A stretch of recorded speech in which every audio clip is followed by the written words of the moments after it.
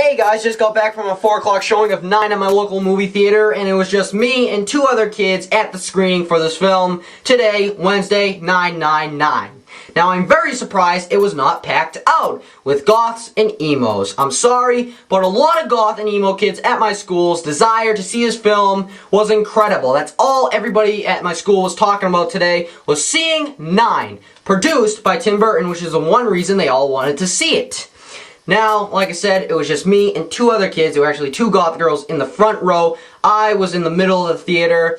And does this movie pay off with what it sets out to do, which is basically be a darker animated movie? Not like the stop motion movies that Tim Burton really creates a lot of, or those knockoffs like Coraline. Coraline's a good movie, but I'm just saying it's not original because Tim Burton kind of came up with it, like, you know, Nightmare Before Christmas. Those movies intend to be dark, but they have a lot of humor in there so the kids can enjoy it too.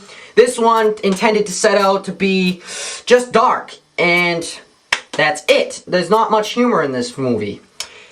It accomplishes it. But it's not a good film.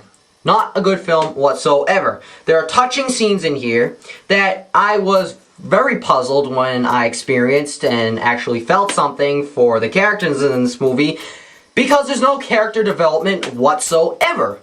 There's 9 characters in this movie. 9 ragdolls that really don't have any scenes of them just being emotional. You know, we're in this post-apocalyptic world, and we're all we've got. There's no scenes of them just being, you know, let's stick together. They're either fighting or running. It's a rushed movie, and I think it should have been developed more, about maybe another year with the story and post-production. Now, the visuals, they are amazing in this movie. Like I said, Tim Burton, he can make the least interesting things visually interesting. I actually didn't say that, but he can. And he does in this movie. I think the animation is top-notch, but the story, it's just a mess, and the action, it's just mediocre. This is from the guy that directed one of my favorite movies of 2008, Wanted, and I guess it was okay to see these ragdolls in movement and action against this kind of scary, intimidating machine, but it was just mediocre. You know, sometimes it was okay, but all in all, the action in this movie was just alright. The voice acting by Elijah Wood, John C. Reilly, I forget all the other actors' names, but they don't really have much dialogue, so I can't really review that part, but, you know, it was a very good voice cast for this movie. I just wish they could have had a little more, actually a lot more lines together, so these characters could bond and not have you saying, why am I supposed to feel bad for these guys? You know, they don't really even discuss things with each other besides, let's run, no, let's stay, no, let's fight, no, let's stay. You know, I wasn't really looking forward to this movie, so I don't know why I'm complaining so much, like I thought it was the most hyped movie of 2009. I'm just saying, it could have been different. It could have been a lot better than a lot of crappy animated films we're getting today. I can't believe I'm saying that. I thought I'd never say that. Crappy animated films. Animated films used to be an event to go to. Today, they're everywhere. They showed about 1 million animated trailers before this movie, and 1 live action trailer for a movie I can't freaking wait to come out, Where the Wild Things Are.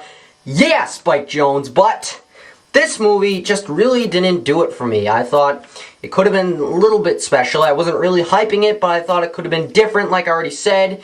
And it just wasn't. It was okay, you know, sometimes emotional, sometimes I was wondering why I was feeling bad for these characters, even though there was no character development.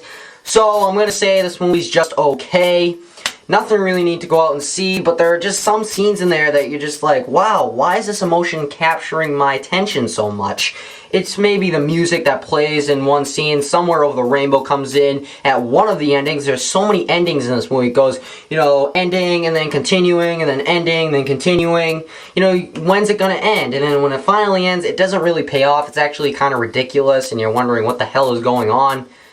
So I'm going to give this movie a 2.5 out of 5. Actually, I'll give it a 3 just for the visuals, because it is a really amazing visual movie to see, but everything else in it is just either mediocre or total crap.